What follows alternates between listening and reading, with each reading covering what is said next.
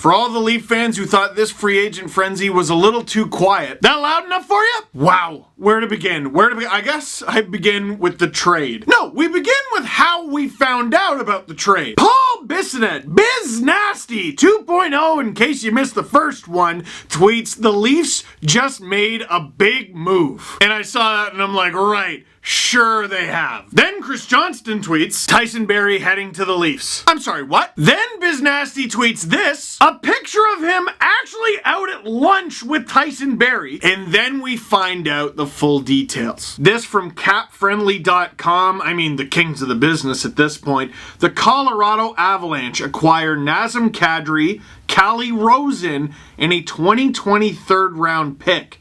In exchange, the Leafs acquire Tyson Barrie, Alexander Kerfoot, and a 2020 sixth-round pick. Worth mentioning that the Avalanche are retaining half of Barrie's contract, $2.75 million, meaning for the Leafs, he costs just $2.75 million. It's hard to talk about the trade without talking about how I feel about the players involved first. So Leafs fans and Avalanche fans, gather around, because this is complicated. Calle Rosen, there isn't much to say. Left-handed D, very mobile, very offensive, and great at the minor league level. Can he make that jump to full-time NHLer? I guess we'll see in Colorado. Was intrigued to see how he did with the Leafs, but not heartbroken to see him go. The Leafs have other options on the left side of D. That was not the problem. It was the right side, hence this trade. Nazem Kadri getting traded, I'm not gonna lie, I'm emotional. Like, I was getting ready for this video and I'm looking through my phone and all the things that I can say and talk about in stories from over the years, and I'm clouding up. Those two enormous hits on Orpik followed by the Matthews goal against Washington. His magical season he had in 2013 when we were robbed of hockey for several months, and then when it came back we were like, what, the Leafs are good? Him scoring a hat trick and then Don Cherry kissing him on the cheek live on Hockey Night in Canada. And listen, if you've been listening to the podcast, you're probably crushing me right now because you're like, Steve, what have you been saying? My disappointment in Nazem, the way his tenure with the Leafs ended, and oh my gosh, we'll get to that later, has nothing to do with all the memories, the positive memories that he generated for Leaf fans over the years. If you've read my book, Have I Mentioned That I Read a Book, you know that I've been following Nazem Kadri for a very long time. Partly because when I covered junior hockey, I hated the London Knights because they were jerks and awful to deal with. Not the players, never really got to speak to the players, that was part of the problem. And heading into the 2009 draft, I thought there was a very good chance I would have the Leafs first round picks number, and I had so many guys' numbers. John Tavares, Matt Duchene, Braden Shen. I remember I really wanted the Leafs to get Jared Cowan, times change, and I thought, just not Nazem Kadri. And they draft Nas. There's that legendary moment of Brian Burke and Brian Murray talking. If you don't remember that story, basically Brian Burke on camera asked Brian Murray right before the Leafs pick if Kadri is the kid that the Sens are going to take if they get this pick, and the Sens say yes, and the Leafs go, well, we're taking him. And because of the type of player he is, and I mean time heals all wounds, I grew to like Nazem Kadri a lot. I got to interview him a couple times early on in my career and they were silly. Shortly after he was drafted, I got to talk to him and fellow Leafs draft pick Jesse Blacker. Here's Nas wearing a giant foam cowboy hat, and I don't even remember why. And then a few months later, in mid-December 2009, I got to talk to Nazem Kadri in Regina, Saskatchewan after Team Canada announced their team for the 2010 World Juniors. I'd just been on a plane for the first time ever the night before, a night flight to Regina, Saskatchewan. I could barely sleep that night because I knew I had these interviews. And Nas was a great guy to talk to. Then as time wore on, we saw that he was a great guy to watch. This guy's a heck of a hockey player. Even when he was butting heads on the Marlies with Dallas Eakins, we would say, no, shut up, Nas is the one that's right. You're the Leafs, you stunk for a long time. If he fails, it's because of you. He finally gets a sniff. He gets a call up straight from Junior one night to play a game against the San Jose Sharks, a game against Joe Thornton,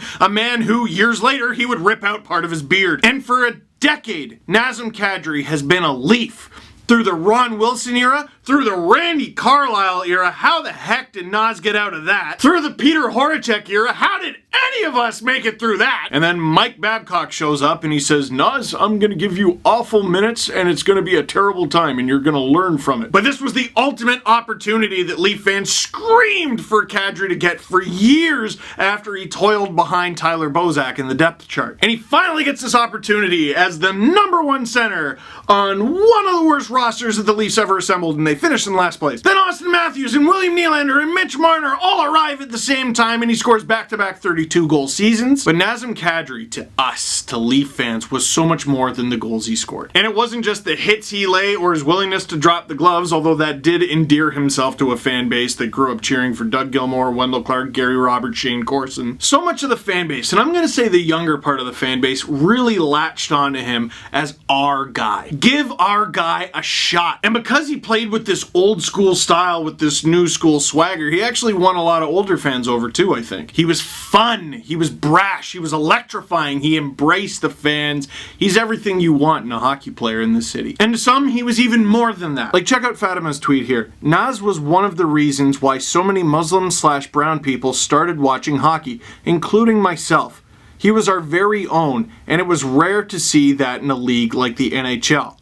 And to be playing in a market like Toronto was huge because he was playing for our city. Like, what are the odds? This team has had so much turnover for so long because they've been so bad. And after getting drafted in 2009, this guy was a Leaf for a decade, and a good one too. I know why he was traded. I know what the trade was. I know what the benefits are.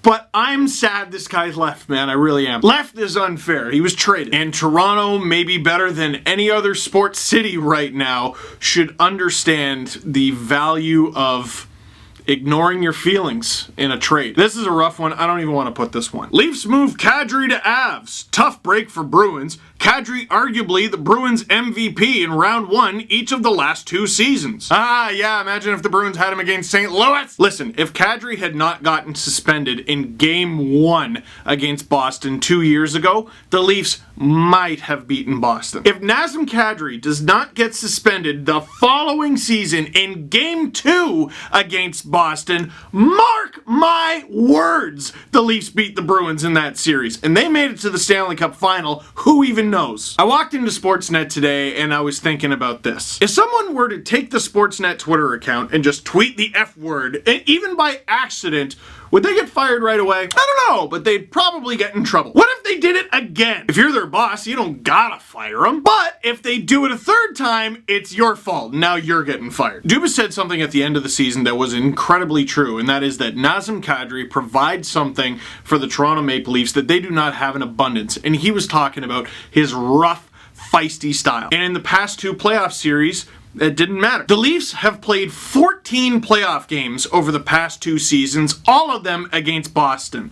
Kadri played in 3 of those games. He completed 1 of them. Colorado Avalanche fans, I have absolutely no doubt in my mind Nazem Kadri is going to be a bloody fantastic player for you, because I know this trade is going to be the wake-up call that he needs. He couldn't get it here. The Leafs can't trade Kadri to the Leafs. He's been suspended by the league multiple times. He's been suspended by his team.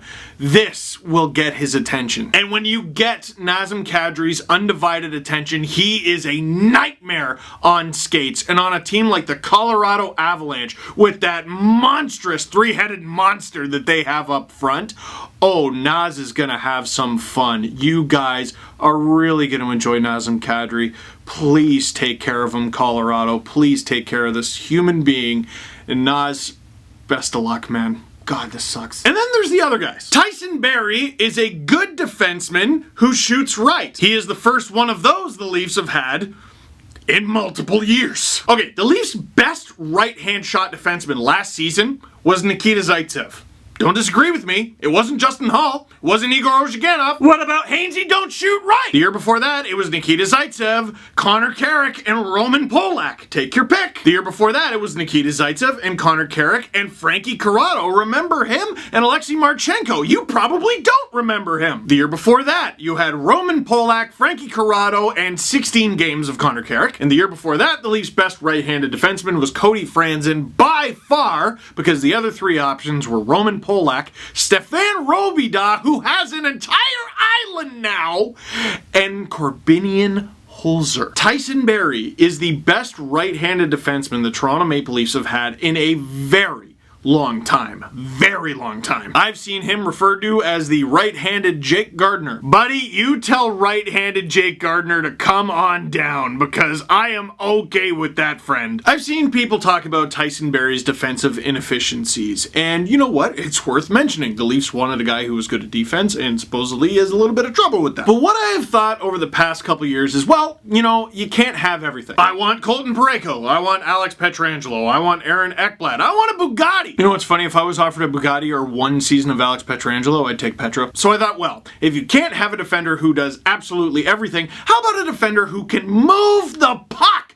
on a team that goes that way really fast? That was supposed to be what made the Leafs special. Matthews, Marner, Nylander, Kapanen, Johnston. John Tavares wasn't as fast, but all he did was score 47 goals. The job of the Leafs defense is to take the puck and put it on the murderer's row of paid assassins that Kyle Dubas has assembled. And Zaitsev was like, glass it out and ice it? No, that's not what it's, okay, fine. In next shift, Ron Hainsey backhand off the glass and ice it? No, hey Marty Marinson, do you think you can throw the puck up ice? No problem, coach.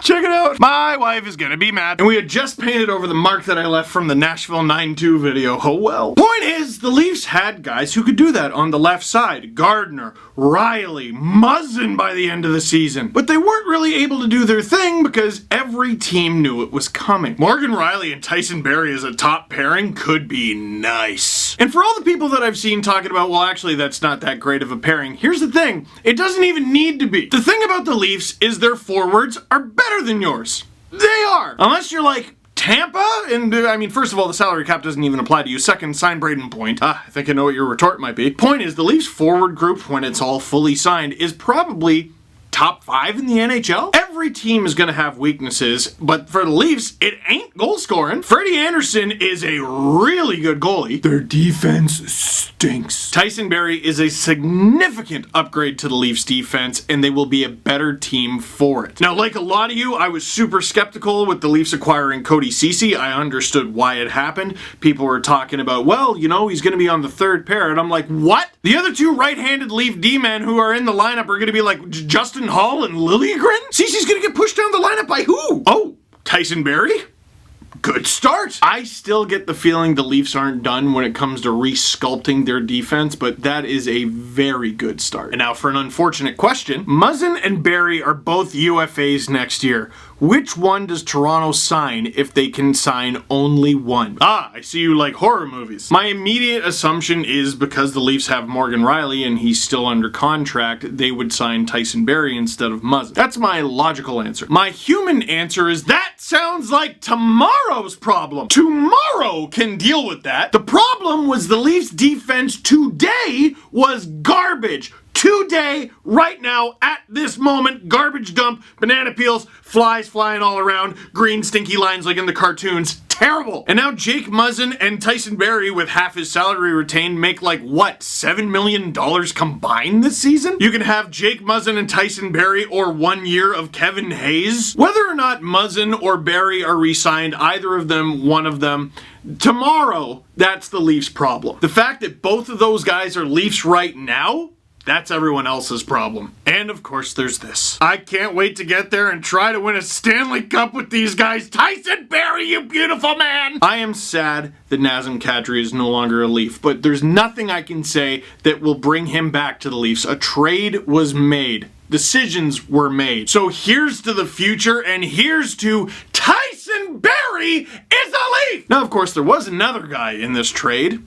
Alex Kerfoot. Basically, Kerfoot went to the Devils and said, I don't want to play for you, and he went to the Avalanche. Will Butcher, who was drafted by the Avalanche, said, I don't want to play for you, and he went to the Devils. Kerfoot is listed as a center/winger, but it sounds like he played a lot more wing than center. I've seen people call Kerfoot overachieving, which is strange to me because he scored 42 points this past season and 43 3 the season before. 19 goals in his first season, 15 goals last season. He had more assists last season than he did in his first season. He seems pretty consistent. 3 assists, no goals in 12 playoff games this past spring, I'm sure didn't endear him. And the other really interesting thing about this guy, he's a restricted free agent right now. I'm not too concerned about Kerfoot's contract. He's only got 2 full NHL seasons under his belt, and his career high is 43. Could he really ask for more than, say, Kapanen, which I think was 3.2, and Johnston, which was 3.4? I think, give or take, maybe he's a little less, maybe he's a little more, he'll be right in that area, which is affordable. Sort of in the same way I was talking about Connor Brown, I don't think he's a bad player. He was a luxury on the Leafs, though, and I think he's going to be a good Senator. Kadri was a luxury on the Leafs, and they had this wicked 1-2-3 up the middle, but their defense was terrible. Something had to go. And now Kerfoot's going to go into that position, and I'm not confident he's going to have a 32-goal season like Naz, or a back-to-back 32-goal season, but he's going to make less, and he's younger. Very curious to see what the Leafs think this player is, whether he's a center or a winger, because the Leafs went out and they got Jason Spezza today, and some people are like, oh yeah, he's the new third-line center. Spezza's not the third-line center at 37? I am well aware of what Mike Babcock just did to Ron Hainsey for 2 years, but no way! Whether he's center or wing, it could be a really good situation for Kerfoot, who will be playing behind some of the Leafs' more monstrous lines and still playing with some talented players. Won't be with, like, McKinnon and Landeskog like he got to do sometimes in Colorado, but still pretty good. And the thing about playing with McKinnon and Landeskog, even though you're playing with McKinnon and Landeskog, you're going up against the other team's top units every time. But how about this? Consider this. Zach Hyman, who just got married the other day, saw that video of him getting thrown up and down in the chair. L'chaim, Zach. He was playing on the Leafs' top line with John Tavares and Mitch Marner. Well, he is probably going to miss the beginning of the season because of his knee injury. So there is a pretty decent shot that Alex Kerfoot could start the season on the left wing of either of John Tavares and Mitch Marner or Austin Matthews and William Nylander. Is that good? Finally, the money, because in this hard cap world, it's all about the money. The Leafs have 3 really important contracts to sign. Mitch Marner, Cody Ceci, don't know what they're going to do there, and Alex Kerfoot, don't know what they're going to do there. A bunch of you have tweeted me something from capfriendly.com, and I'm going to help you out, alright? Oh my goodness, how are the Leafs going to sign all 3 of Mitch Marner, Cody Ceci, and Alex Kerfoot with just $11 million in cap space remaining? Maybe it means they're going to flip Kerfoot, or they're just going to walk away from Ceci in arbitration, or maybe Marner's getting traded, or maybe chill and wait a sec. The thing about capfriendly.com is it is very precise, it is very exact. And right now, at the moment, yeah, the Leafs only have $11 million in cap space. Because right now, the Leafs are spending about $70.4 million on the players who they have signed, and the salary cap is $81.5 million. However, in the summer, you are allowed to spend up to 10% over the cap. Right now, it's the summer. $81.5 million times 1.1 equals roughly $89.6 million. So if the Leafs have to sign some guys and then be a little over the cap for a while before they figure it out, they can do that. There's lots of room now. But what about when the season begins? You're forgetting when the season begins, the Leafs can put Nathan Horton's $5.3 million cap hit on LTIR. And all of a sudden, as a result, the Leafs can spend $5.3 million over the cap. It's going to be a little bit snug and they won't have any cap room in that case, but they can do it. It's an option. The Leafs have options. It is possible to sign all 3 of Mitch Marner, Cody Ceci, and Alex Kerfoot. God, retaining on Phil Kessel sucks. At the end of the day, I like this trade, and I think it was a trade that Kyle Dubas had to make. The right-handed D just weren't available in free agency this year, and if they were, they would have been overpaid. Anton Stralman went to Florida, and good for them. Florida's going to be a good team, but wow, is that a lot of money. Not to mention Stralman's money will go farther in Florida, because in Florida they don't have, like, laws or something. I don't know. My eyes glaze over whenever they explain the tax stuff. Headline, Florida man signs contract. This morning, after the Zaitsev trade was announced, I was concerned. I knew the Leafs were freeing up cap space, and that's wonderful, but I was not comforted by the signings of Kenny Agostino, Jason Spezza, or Nick Shore. Get a defender! What about Gravel, or Gravel, or however you say his name? No! This shoots right! The Leafs went out and actually got a good defender who shoots right and somehow got Colorado to retain half his salary. Yes, the Leafs give up a third to Colorado, but remember they also miraculously somehow got a third in the deal with Ottawa. At the beginning of the day, I was extremely concerned by the Leafs. Not inactivity, you certainly couldn't call it that, but lack of improvement to the Toronto Maple Leafs. Let's just call it what it is. After today, Dubas, you have my attention. And folks, call it a funny feeling, but I don't think he's done. Before I wrap this all up, I got some stuff to tell you. There is going to be a podcast tomorrow. So, holy smokes, do we have a lot to talk about. Podcast tomorrow. Subscribe to the Steve Dangle Podcast channel. If you watched this video and are like, I want more Steve videos, well, guess what? I made like an hour and a half worth of videos today, but that was on Sportsnet's YouTube channel, so you're going to want to go ahead and subscribe to that channel and check out all my videos. None of the thumbnails have my face, so you're gonna have to look around. Maybe I should make a playlist. I'll make a playlist. And if even that's not enough, you need even more.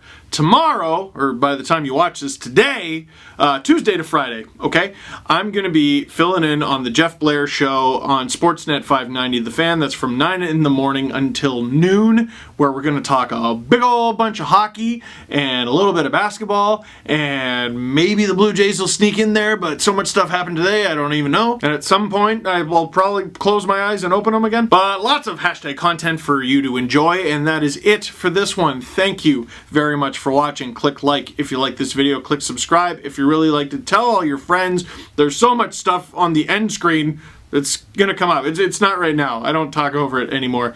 Oh my god.